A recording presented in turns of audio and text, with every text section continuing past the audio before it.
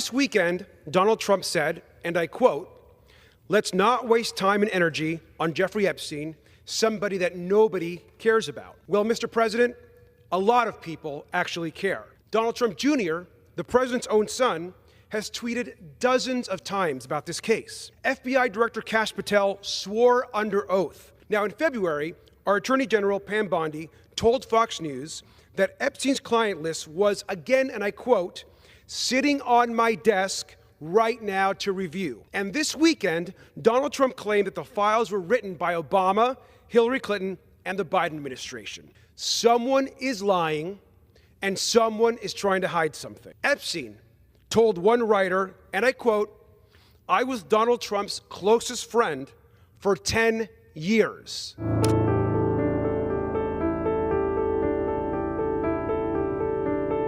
Mr. Speaker, I rise today to demand that Donald Trump and our Attorney General come clean to the American people and release the Epstein files. Now, this weekend, Donald Trump said, and I quote, "Let's not waste time and energy on Jeffrey Epstein, somebody that nobody cares about." Well, Mr. President, a lot of people actually care. And we know that MAGA was all in on Jeffrey Epstein.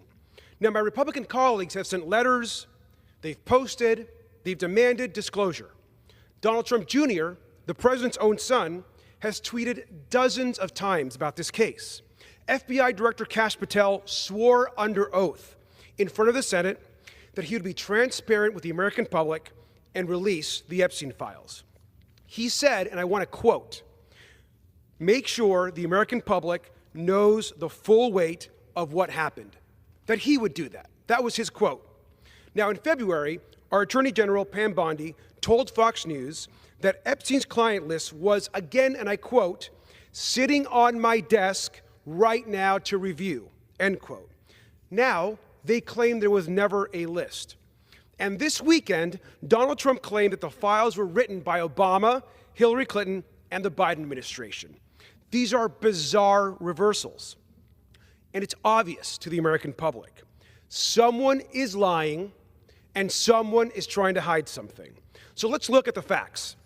We know Elon Musk said publicly on June 5th that Donald Trump is mentioned in the Epstein files. We know that Epstein died in a federal prison overseen by Donald Trump's Department of Justice. We know that Jeffrey Epstein in 2008 was given a generous non-prosecution agreement for sex trafficking charges.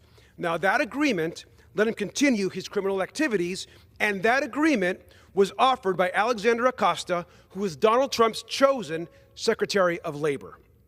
That's not all. We know that Donald Trump and Epstein had a long-standing personal relationship. Epstein told one writer, and I quote, "I was Donald Trump's closest friend for 10 years," end quote. Donald Trump told New York Magazine in 2002, and I want to quote this. Quote, this is Donald Trump. "I've known Jeff for 15 years. Terrific guy. He's a lot of fun to be with. It's even said that he likes beautiful women as much as I do. And many of them are on the younger side. No doubt about it. Jeffrey enjoys his social life," unquote. That's disgusting, wrong, and we must inquire more information. The truth is we don't know what the facts are in this case. Now, I can't explain why the Trump administration have changed their minds on Epstein, but their behavior raises questions. This is the time that we must demand answers, and the Oversight Committee is going to do just that. And I yield back.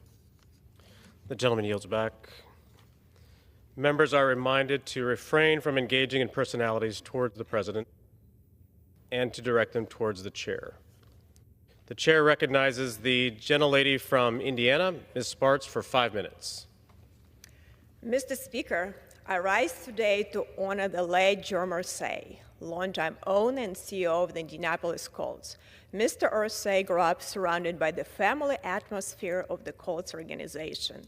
He attended Southern Methodist University and earned a degree in broadcast journalism. He soon joined the franchise and worked at nearly every department, gaining experience that led to his appointment as general manager at the age of 24 before becoming sole owner of the team in 1997.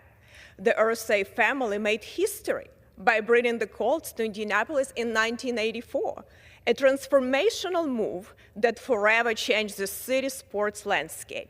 Their decision not only gave Indianapolis an NFL franchise, but also helped shape its identity as a major league city. Under Mr. Irsay's leadership, the Colts went on to win the Super Bowl in 2007, and the Lombardi Trophy toured over 130 miles throughout Indiana.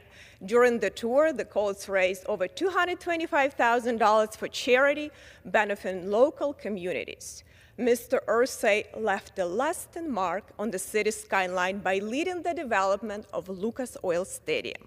The stadium became home to the Colts and elevated Indianapolis as a premier host city for major events, including the 2012 Super Bowl.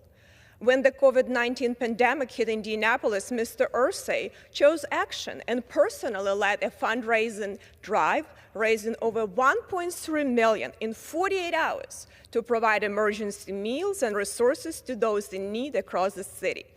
In this difficult time, he found assets and learning materials for Indianapolis students, raised money for community centers, and helped fund resources for frontline healthcare workers.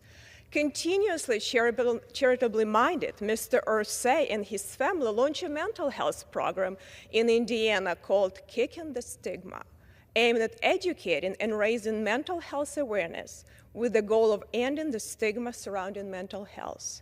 Kicking the Stigma has raised and committed more than $31 million towards mental health research, treatment, and awareness in the region. An avid music fan and collector, Mr. Irsay started the Jim Irsay Collection, an assembly of various historic and culturally significant collector's items detailing both American and some of the world's greatest music history. His collection has been turned into a traveling museum hosting free exhibitions nationwide, as well as loaning artifacts to museums, nonprofits, and other organizations for research and display. Mr. Irsay's values of family and community are seen and heard by all the Colts community. From working with his father, Robert Irsay, in the early days of Indianapolis Colts, to continuing the legacy with his daughters, Carly Irsay Gordon, Casey Foyt, and Kylene Jackson, Jim Irsay reflected generations of hard work, integrity, and commitment. His legacy stands a testament of time in the Colts organization as it continues to grow in Indianapolis. On behalf of Indiana 5th District and the great state of Indiana, I commend Mr. Irsay for his valued work and determination. Not only did he impact the Colts franchise, but his community and charitable efforts impacted Hoosiers statewide, touching upon the lives of so many individuals. From bringing the Colts to Indianapolis to helping build a stadium that redefined the city's skyline, his vision and compassion have left a lasting imprint on Indiana. Thank you to Jim Irsay. May his impact and dedication be remembered. I yield back.